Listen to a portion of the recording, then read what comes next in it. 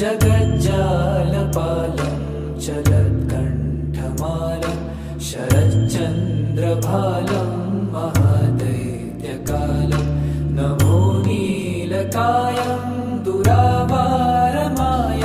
सुपद्मासहायं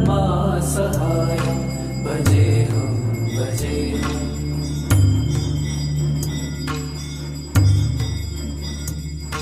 सदाम्भोधिवासं गलत्पुष्पहासं जगत्सन्निवासं शतादित्यभासं गदाचक्रशस्त्रं लसत्पीतवस्त्रं हसच्चारुभक्तं भजेऽहं भजेऽहम्।